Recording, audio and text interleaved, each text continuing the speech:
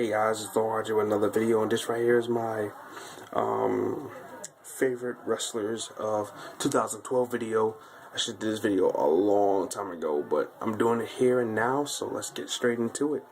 Number 50, Michael McGillicutty. And I know what a lot of people are saying. Why the hell is Michael McGillicutty on somebody's favorite wrestling list?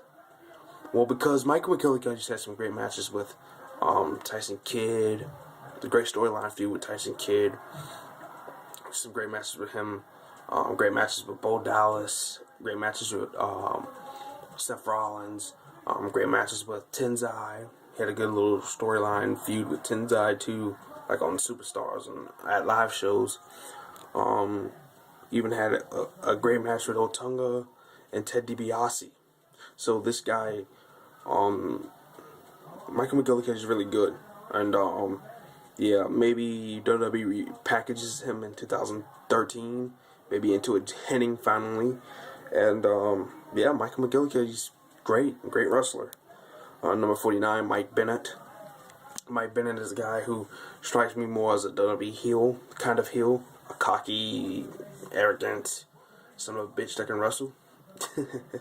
That's pretty much what he is, but I like Mike Bennett nonetheless. I like him better than QT Marshall, that's for sure. And you know, he can wrestle his ass off. He's had some great matches with Finley, Lance Storm, Jerry Lynn. I mean, he's wrestled some of the greatest this year. And without even being in a title feud with anybody else. He had a great match with Mike Mondo too. So Mike Bennett, and I heard he was on WWE's radar too. And I heard that he wants to sign, you know, Maria, and she wants to sign too. So I would love to see Mike Bennett hit a box office smash on somebody in WWE. So yeah. Number 48, Petey Williams, the master of the Canadian Destroyer. This guy has not lost a beat at all. He is still just as great as he was in 2008 or 9, the last time we saw him. He's still great. And I heard actually he was supposed to be coming back for the little tapings things they're having this weekend at TNA Genesis. So that should be pretty good. I'm looking forward to that, especially if they air it on TNA's YouTube channel or their website or whatever. So, but I'm looking forward to that. And Petey Williams is awesome, just great wrestler. Number 47, Ricochet. Ricochet wrestled in Dragon Gate, Japan, and in USA, I do believe. And New Japan Pro Wrestling too. Ricochet is just awesome. I would love to see a Ricochet versus Kofi Kingston match. And once again, Ricochet is another guy that's on the WWE's radar, or Triple H's radar. Because Triple H, I have to say, has been doing a damn good job getting some talent lately. And you know, he's had some great matches with Pac. Ricochet, he had hell of a 2012. Number 46, Adrian Neville, aka Pac. Same thing with Ricochet. He's had a hell of a year. Great matches in Japan, Dragon Gate, Dragon Gate Japan. I mean, he's had some great matches.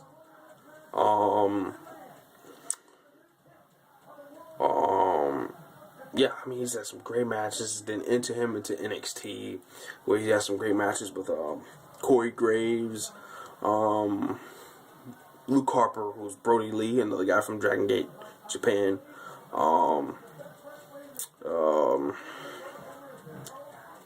Aiden English, Bradley Pierce. I mean, he's had some great matches with just about everybody he's faced so far. And he's a great wrestler. And they put him with Oliver Gray, another fellow Brit, who's Joe Prettifer. They put those two together. And I hope they actually do something with the tag team, because the tag team has potential. So, yeah. Number 45, Mike Dalton. Mike Dalton is another guy who he's had some great matches this year. He won the Florida Heavyweight Championship. He beat Leo Kruger, and that's where, you know, his matches, his momentum started picking up. He's won a few matches against Leo Kruger. He's had some with Corey Graves. They put him in a little tag team with Xavier Woods.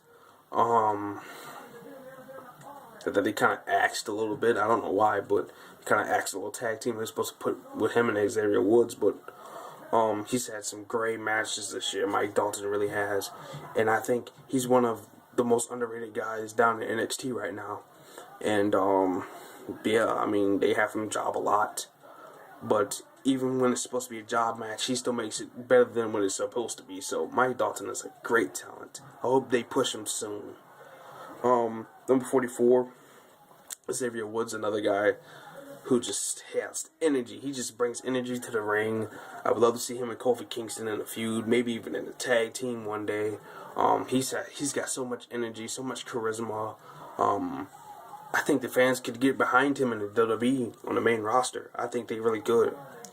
And he's had some great matches too with a few guys, Colin Cassidy, Luke Harper, guys like that, Rowan.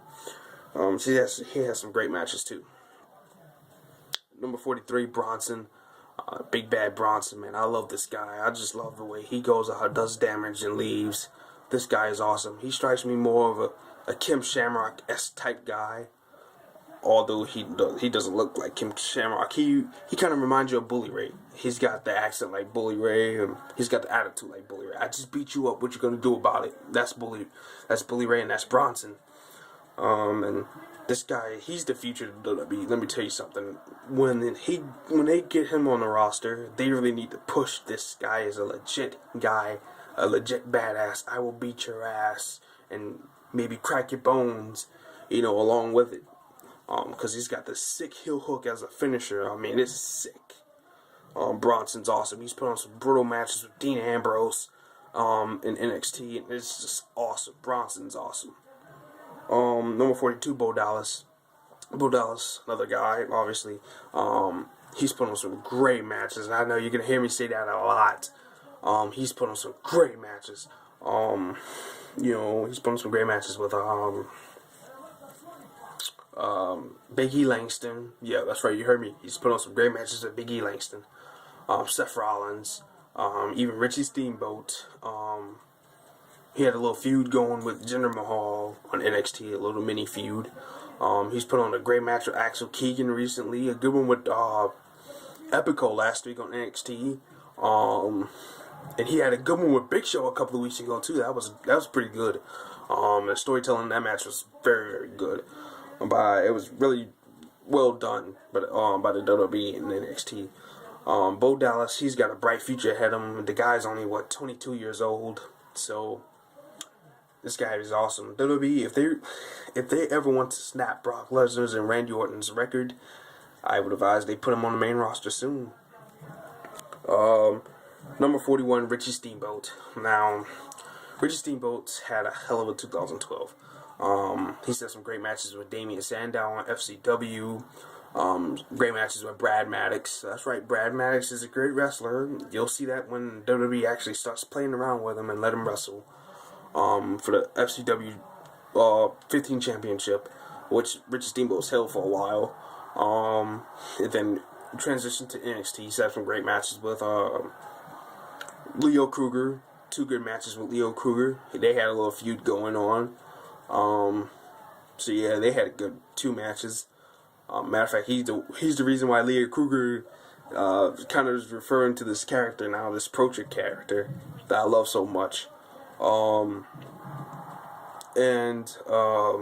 He's had a great feud with Cassius Ohno. I think, myself personally, feud of the year, because it was a feud that you was emotionally invested to, because Cassius Ohno was kicking Richie Steamboat's ass so much, you felt sorry for Richie for a minute, and he was just abusing the guy to the point where you was like, oh man, I feel sorry for Richie, you know what I'm saying? And that emotionally invested you into the storyline.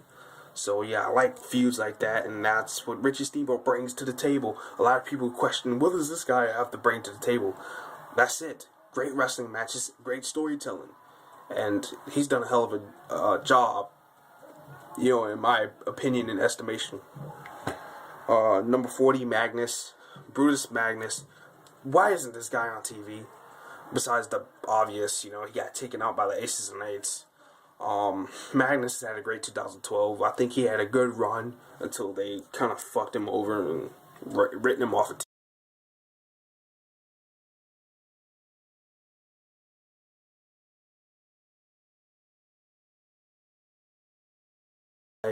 who can really be the future of the company if TNA used him right. And, even Kurt Angle's admitted this. And Magnus, I do believe, is like 24 years old. He is young. Do believe he's 24 years old. And he, maybe that's why TNA's taking their time with him. That's the only way I can think of. But Magnus had a great feud with, first he was in tag team with Samoa Joe. And that was kind of successful, and then they kind of just took the belt off them for no apparent reason to put on Christopher Daniels and Adrian, for absolutely no reason at all. Because Adrian and Daniels lost it months later anyways. And, they kind of split Magnus and Joe up. Magnus had a pretty good showing in the Bound for Glory series. I said pretty good. And he had, then he engaged with a storyline with Samoa Joe, which looked pretty good for the TV title. They had some great matches. And then, now, they kind of fucked him over. Put him in a, legit injury storyline. Well, not legit injuries, but, storyline injury, excuse me. And, I just hope, when he comes back this year that they continue to push him like they were going to do last year. And, maybe put him in the title picture. Maybe a TV title, back in the TV title picture. Yeah. Number 39, Zema Ion. This guy, I like Zema Ion a lot. I think he's exactly what the X Division needs and needs to keep. Because TNA's made some dumb decisions by letting some of their best X Divisioners go within the last couple of years. So they really need to keep Ion around a lot longer. I know he had that one little fuck up in that last February with Swanson, but I guess that can kind of be erased a little bit. I think this guy Ion can bring a lot to the table. He can, and yeah. I mean, he's a great wrestler. He had a great run with the X Division title, hurting people. And he made it seem so legit too. And he was hurting people, taking people out in his own right. And yeah, great year for Zema Ion. I hope 2013 gets better for him. Number 38, Christian York. I just love how this guy just comes in within October and November. He just comes in, and he's just arguably like one of the best performers TNA has. Even though that match he had with Kid Cash was last week was kind of a little botchy, but Christian York is a great wrestler nonetheless, and I can't wait to see what TNA has in store for Christian York. And yeah, number 37, Rey Mysterio. Even though he's had kind of like a bad year, Rey Mysterio for the most part has made wrestling kind of fresh when he did the nights he was on television. Because like some nights during the 3-hour Raw, I'm like, okay, what are they gonna do next? And Rey Mysterio comes on, his flurry of offense just changes it for me.